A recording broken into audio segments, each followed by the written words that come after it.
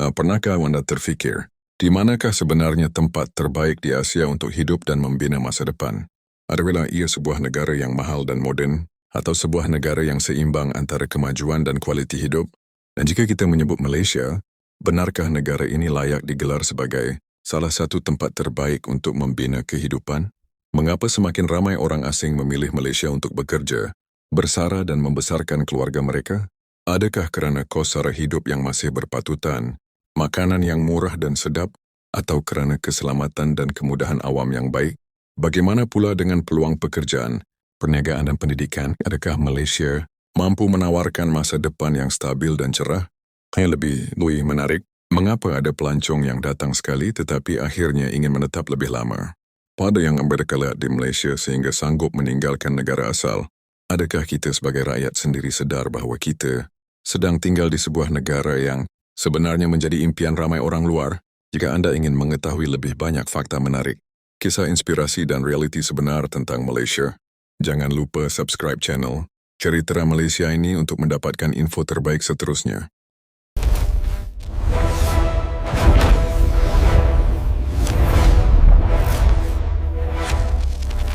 Everyone now is talking about Vietnam. Thailand obviously gets a lot of love, and Bali, of course. And then there's a country that's better for most people to live in, but no one talks about until now. And the country is, of course, Malaysia. Now, before my comment section lights up, I'm not saying there's any perfect country, but if we're talking about quality of life, Malaysia could be the most underrated country in the world and is one of the best countries in the world to live in. And somehow no one seems to know. Let's talk about why. When people plan to first move to Asia, they all make the same list, and that's myself included. You start off probably with Thailand, then the Philippines, Vietnam now because you see it everywhere on YouTube. And if you need to find yourself, you're probably going to visit Bali. You probably also need to find your shoes. But Malaysia, no one mentions it. Even myself, I was in Thailand, and the first time I heard of Malaysia was when I flew over it from a flight from Bangkok to Singapore. Before that, I had no idea, I'm ashamed to say. I was young. When I told my friends back home I was going to Malaysia, they looked at me confused and said,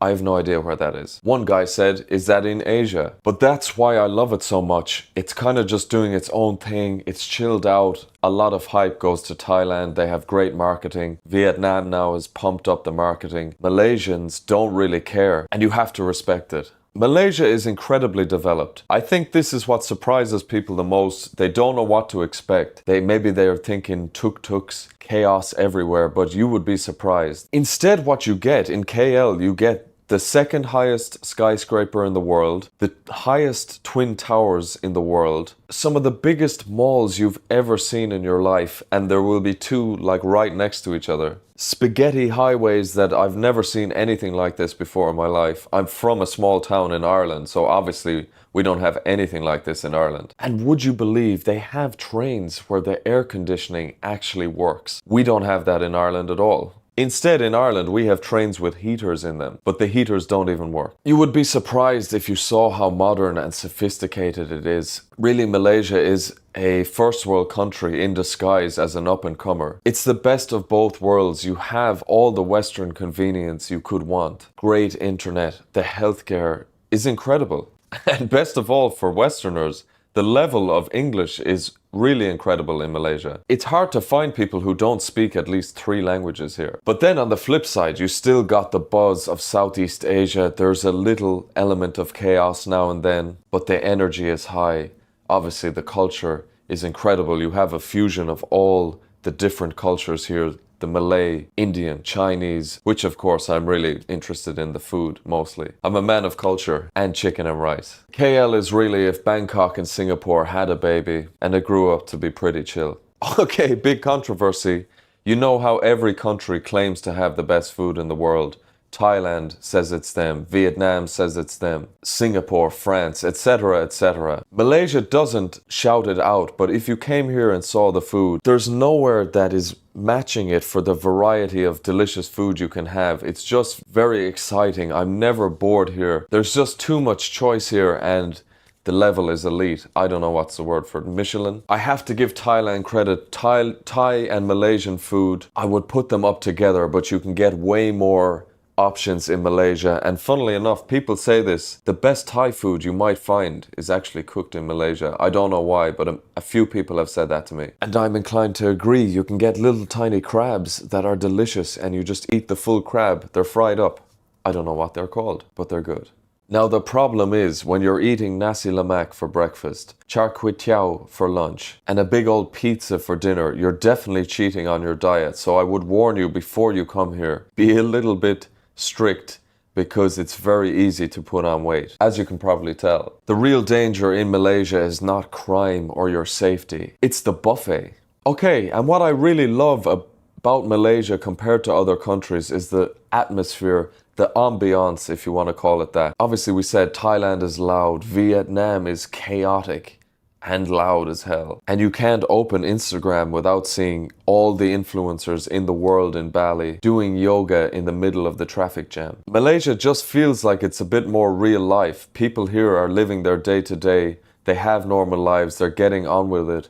Everyone leaves you alone. You walk around, people are very friendly, but they're not pushy. In Malaysia, it's very relaxed, very moderate. I never feel under pressure from people to buy anything, or I don't think anyone's even paying any attention to me. And if I have to be honest, Kuala Lumpur city centre feels more relaxed to me at times than even in the suburbs of Dalat in Vietnam, which might surprise you. Then you have everything. The beaches are comparable with Thailand. You have Penang obviously as well, which is growing in popularity. Cameron Highlands for the cool weather. Langkawi, which is definitely up and coming. It's on people's radar. And then in the next few years, you have Borneo, which I believe is going to be a popular choice. Just give it a few years. Okay, another one. Malaysia is very diverse. It's a multicultural country. But you often see in the comments, oh, Malaysia, I'll never move there because it's a Muslim country, it's so strict and everything. And really what people are getting wrong is it's not strict at all. It's a secular country. You'll see a mosque next to a church,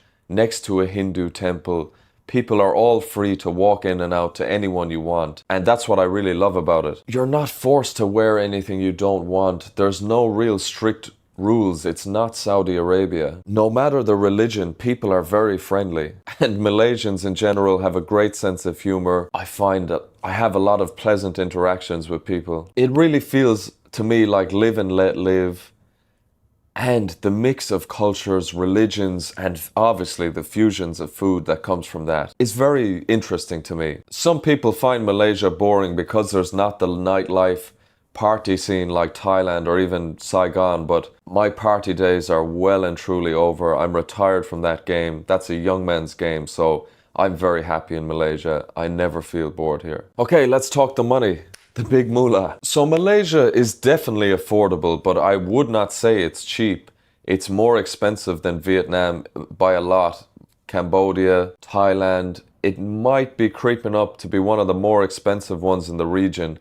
However, the lifestyle you can have for the price you pay, the price to quality ratio that I call it, compared to the Western world is incredible. For $1,500 per month, roughly, that's what I would pencil in. 1.5 to 2K, you're living a really, really nice lifestyle. Much, much better than you can have at home. And it's not just the price for me. For example, the condos here, we don't have the facilities at home. It's not like you can't even pay for them. A lot of the condos you'll be living in will have a gym, will have a pool, will have security. Built-in, almost hotel facilities are in the condo. Then you have apps like Grab where any food at any time can be delivered. Inflation all over the world is creeping up and Malaysia's no different. So I saw an article the other day, they're saying you could do it on 1,000 per month. That's a bit outdated, I feel. While some people probably could do it, the most realistic budget is 1.5K for most people. If you need to go somewhere cheaper, Vietnam is definitely cheaper, but Vietnam is more difficult to live in. So I would say with the world the way it is, inflation doesn't look like it's going anywhere. I'm no expert in that, but that's just seemed to be a thing now. I would say for the next few years, Malaysia is mid-priced, but the quality that you can have is incredible. So yeah, a lot of times when you watch YouTube videos or whatever you see on Instagram, you only see the good things, but Most countries have something that causes a lot of frictions. Meanwhile, Malaysia is definitely Asia on easy mode. Everything is straightforward here. English is widely spoken. The visas make sense, although there's requirements. If you qualify, it's very easy. And the power doesn't seem to cut out whenever it feels like it. So yeah, the last thing about Malaysia is that you have to love how it doesn't try too hard. The people here, like I said, don't care what the world perceives them as. They're happy being Malaysian. They're proud of Malaysia, and rightfully so. That's what I love about them. You don't see the Bali hype on Instagram, although Malaysia is definitely more trending now than it was before. And that's the difference between some of these trending places is they're a bit of a fad sometimes. Malaysia's not a fad, it's a real place, but you might find if you come here, you'll find it very difficult to leave. So yeah, that's it guys. There's no perfect country, obviously. We're looking for the best quality of life we can. Malaysia for me is really a home base. I could see myself, if you told me I have to spend the rest of my life here, and I can't go anywhere else, I wouldn't be sad. The people are very friendly and they have a great sense of humor. The food is ridiculous and it's very chilled out, which is important to me. If you want to get started in Malaysia, check out the Move to Malaysia starter pack in the box below. PDF full of all the info that I gathered, all the intel I have about Malaysia. That's to get you started. Check out the Move to Asia blueprint. That's the full course of all of moving to Asia. Everything I know is nicely packed in there. And also get the free Move to Asia cheat sheet in the box below. Quick overview of all the countries in Asia. Check it out, see which one suits you. That's it guys. Look, you know how I feel. Malaysia for me is the most underrated country in the world. You meet a lot of people here who have been here for 20 years. They visited and then just said, I'm never leaving. So maybe that's you. Could even be me. Oh yeah, like, subscribe, do whatever you need to do. I need all the help I can get here.